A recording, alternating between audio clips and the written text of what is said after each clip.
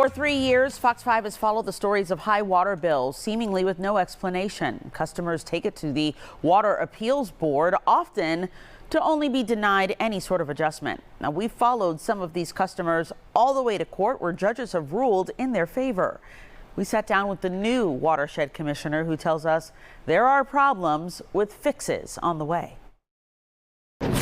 We got to move from being where we are, both with the reliability, the accuracy. 99.9% is not good enough. Greg Irely is the newest commissioner of the Atlanta Department of Watershed Management. He's only been on the job for about 3 months and already sees fixes in store. But to understand the problems, let's go back to 2022. That's when Jeffrey Williams' water bills shot up to more than $12,000 in a 4-month period. It was usually around $153 a month. That's 3.8 years of water in a few months, according to EPA estimates of average water use, a big jump for a retired couple of two.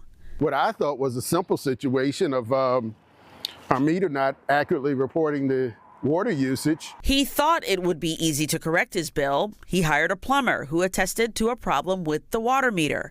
But the Atlanta Water Sewer Appeals Board didn't buy his argument and denied him an adjustment. I move that there's no adjustments. Be very careful. And a similar thing happened to Gail Mapp. She appealed $81,000 worth of bills on this unused property on Donald Lee Hollowell. Her bills were originally $13.12 a month, but climbed after records show the city replaced her register. Neither her plumbers nor city inspectors noticed any leaks, yet the appeals board denied her adjustment as well. Both Williams and Mapp took the city to court. Both won. And I think that's where, this rub is why is the board denying some of these claims when there really is no evidence of a leak or anything else? The Water and Sewer Appeals Board is independent, appointed by the Atlanta City Council. Commissioner Irely admits meters can fail, and with 174,000 accounts, a small percentage can make a big impact. We have meters now that have broken, and we have to go out and fix them. And that's why we end up with estimated reads, is because the meter's broken.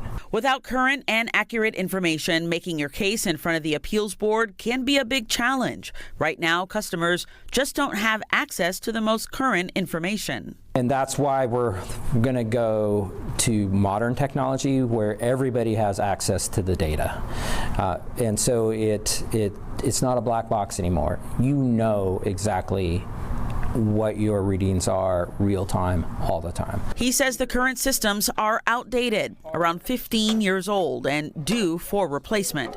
Replacement that will mean more accurate and real-time reads and less issues with unusually high water bills. Everything that was installed at that time was the best technology available at that time. It's past time changing that. So that's what we're doing. Moving to modern technology will greatly improve the issues that we're seeing right now. Sounds good, but Irely says this will take 6 years to gradually roll out. In the meantime, there are ways to get around the often cumbersome appeals process. If you notice a problem, you can ask for a field inspection to have your meter checked. Irely also says Watershed will increase maintenance and changing out registers. So we want to reduce the number of people that have these disputes. We want to put common sense back into this, right?